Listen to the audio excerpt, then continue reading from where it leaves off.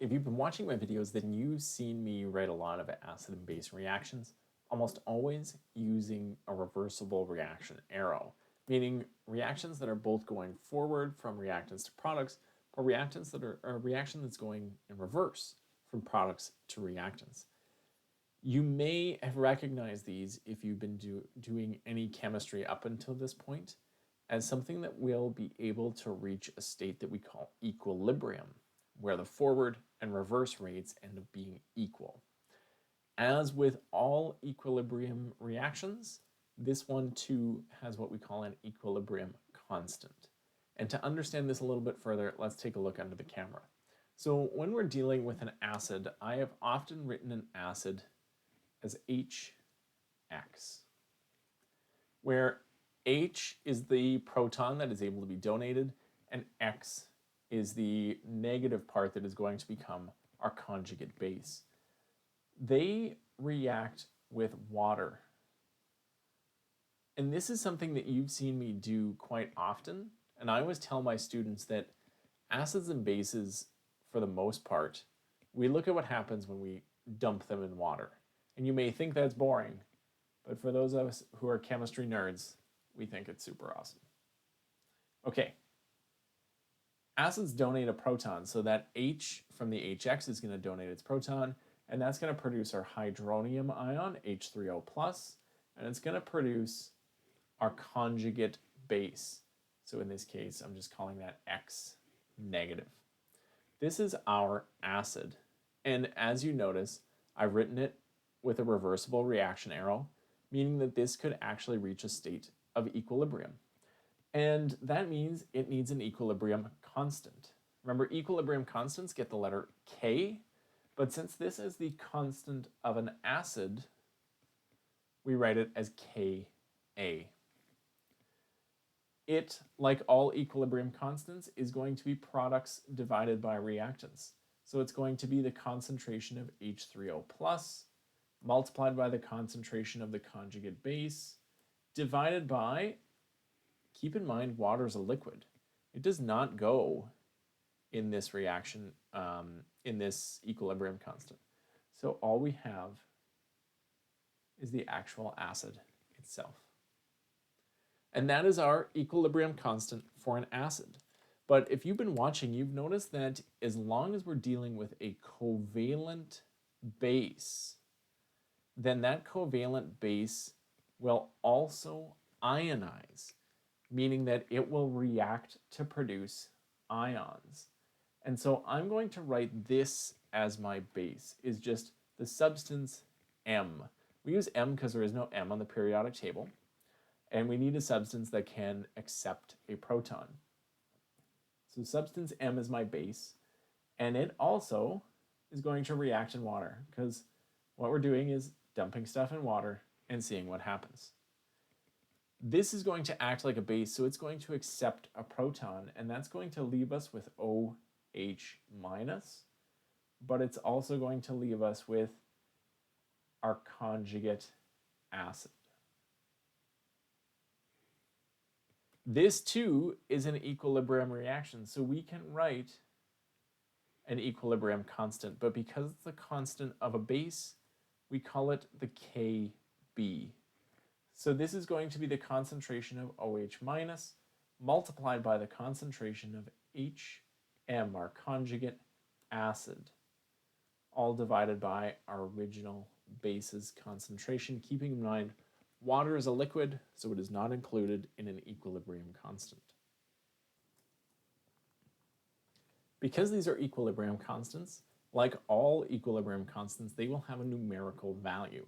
Most Kas and Kbs are given as standard temperature, because keep in mind, temperature changes the number value for equilibrium constants. But we can also learn a lot by looking at the equilibrium constants for different reactions. And so what I wanted to show you was a few Kas and Kbs and talk about what they actually mean. Here I have a few different reactions, and I wanted to talk to you for a moment about what they actually mean. In the first two, I want you to notice that they are actually the same chemical reaction. We have HCl producing H plus and Cl minus. The only difference here is in the second example, water is included, and so H3O plus is written as a product instead of H plus. Both 1 and 2 are considered to be exactly the same. And you can see that when we look at their Ka, that the only difference is the H plus and H3O plus written on the top. And if you remember from earlier on, those two are considered to be interchangeable. Because they are the same, you'll notice that the numerical value for them is the same. The numerical value is 1.3 times 10 to the power of 6. That's 1.3 million.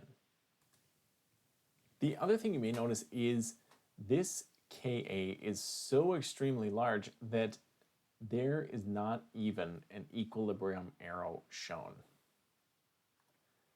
Some acids are so strong that they actually almost entirely ionize, meaning that when we put them in a solution of water, they will turn completely into products, completely into H3O plus and whatever their conjugate base is. These are what we define as the strong acids, acids that completely ionize when placed in solution. And there's actually a list of strong acids.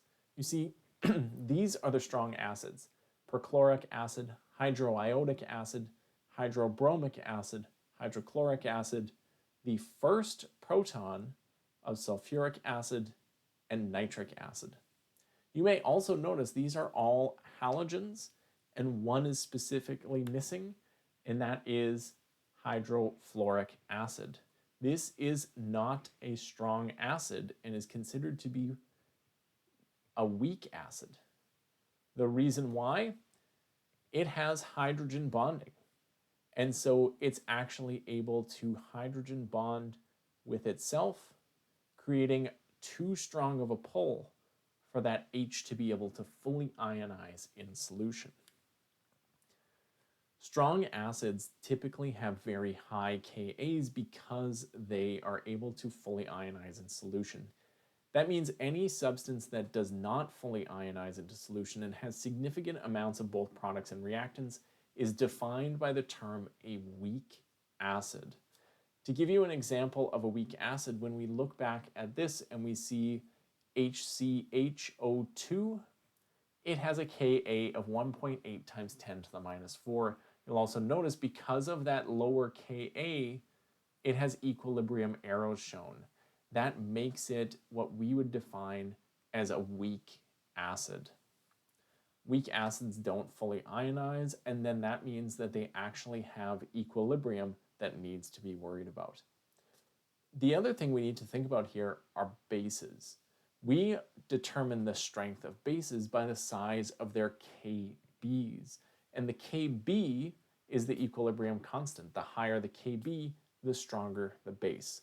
And just like acids have strong acids, bases also have strong bases. So let's look and see what they are.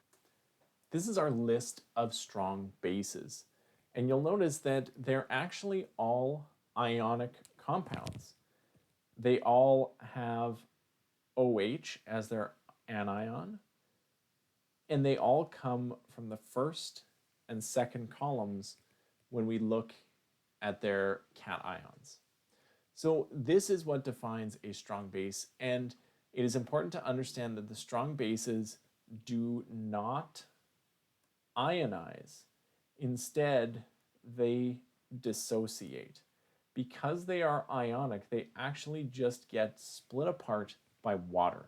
And that water fully releases all of the OH ions in that substance, and therefore we define it as a strong base.